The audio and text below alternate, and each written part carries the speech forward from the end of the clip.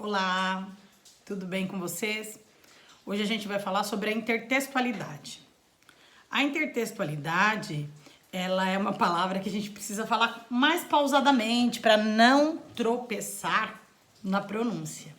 A intertextualidade é um nome dado à relação que se estabelece entre dois textos, quando um texto já criado influencia na criação de outro texto. Ou seja, eles têm um diálogo. É um diálogo entre dois textos. Muitos autores, eles utilizam alguns textos já conhecidos, reconhecidos. Eles podem ser chamados de textos fontes, para servir de base para suas novas criações. Assim, contribuem para o enriquecimento da exploração de um determinado tema, ou da exaltação de uma determinada personalidade, da comemoração, de algum acontecimento. A intertextualidade, ela não se prende apenas em textos. Ela pode vir em forma de textos, de poema, mas pode vir também nas músicas, ela pode vir nas novelas, nos filmes, nas charges, nas tirinhas. É muito comum que os cartunistas utilizem esse recurso. Muitas vezes a gente vê que existem algumas pessoas que não gostam, por exemplo, de alguma charge, mas não gostam por quê? Porque a charge é chata, porque o assunto não tem nada a ver? Não, porque muitas vezes a pessoa não consegue entender a mensagem que aquela charge ou aquela tirinha está passando. E o que a gente precisa para entender? A gente precisa ler, porque a leitura, eu costumo dizer que é o alimento da alma. Quando você lê, sua mente se abre, você consegue escrever melhor, se expressar melhor. É tudo muito diferente. E para você interpretar um texto, você precisa ler primeiro. Mas não ler, não se prender só à leitura obrigatória que as escolas exigem, que as graduações exigem. Não é isso. Você tem que procurar um assunto que te cative, que chame a sua atenção, e que aí você passa a fazer leitura de um determinado tema, de um determinado assunto, para que a leitura se torne prazerosa, se torne um hábito na sua vida. Porque a interpretação de texto, ela depende da leitura. Então, muitas vezes, quando a pessoa bate o olho numa tirinha, numa charge, ela não consegue entender, porque falta leitura, falta referência, falta interpretação de texto, certo? A intertextualidade, ela é usada no cinema.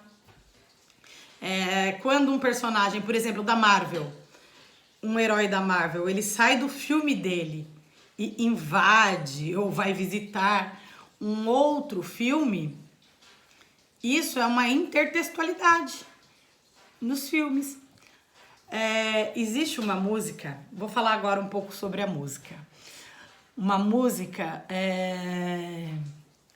chamada Amélia. Amélia, que era mulher de verdade. Amélia não tinha a menor vaidade. Essa música é da década de 40. O que ocorre? A Pitty escreveu uma música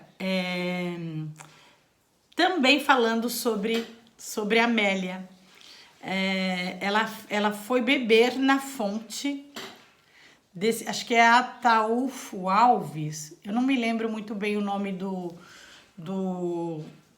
compositor, mas ela escreveu essa reconstrução da Amélia numa letra super atual. Então, o que acontece? Ela fez uso desse recurso, ela usou a intertextualidade. Reconstruindo Amélia, o nome da música da Pitty. Sabe, a idade vai batendo a porta e as palavras, a memória vai fugindo, mas aí a gente vai puxando aí e vai relembrando. Então, quando ela fala desconstruindo Amélia, ela foi beber nessa fonte dessa música original. Então é muito comum também. Drummond faz várias referências. Ele é um poeta que faz muito uso da intertextualidade nos poemas dele. Eu deixei para vocês um poema que ele faz uso desse recurso lá no ECAD. Eu deixei um material todo pronto falando sobre a intertextualidade implícita e explícita, que a intertextualidade implícita é quando ela está bem escondida, quando você precisa conhecer muito bem do assunto para poder descobrir o que o autor está te passando. Agora, a explícita, ela está escancarada. Esse exemplo que eu dei da Pitty, por exemplo, ela está escancarada. Muito embora essa geração de agora, né, que é muito nova, não conhece a música da Amélia. Então há a necessidade de buscar essa música da Amélia para poder entender que há uma ligação entre elas, que a Amélia serviu de base para a construção da música da Pitty. Eu estava falando do Drummond, vamos retomar ao meu poeta favorito. Ele faz o uso da intertextualidade num poema que faz uma menção à Canção do Exílio, do Gonçalves Dias. Então, todo esse material está lá no ECAD para vocês lerem, apreciarem, sem moderação nenhuma.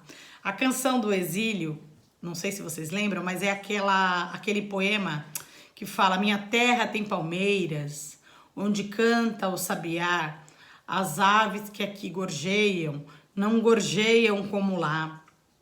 Então, o Oswald de Andrade, lembra aquele que foi casado com a Tarsila do Amaral, que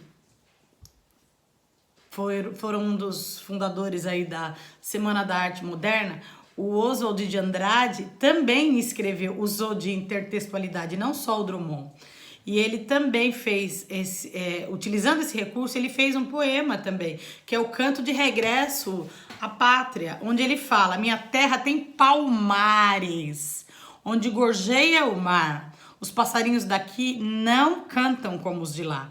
Minha terra tem mais rosas e quase que mais amores. Minha terra tem mais ouro. Minha terra tem mais terras. E por aí vai. Depois vocês procurem procurem por esse poema do Oswald de Andrade, que é Canto de Regresso à Pátria, que é um poema bem bacana também, mas ele faz uma crítica aí, né? Quando ele fala minha terra tem palmares, aí ele já faz uma analogia ao quê? Ao quilombo de Palmares, à escravidão. Então tem um fundo crítico nesse poema do Oswald de Andrade. Eu espero que vocês tenham entendido nessa breve explicação. Há uma explanação maior na plataforma digital. E qualquer dúvida é só me procurar, tá bom, gente? Beijos e até a próxima!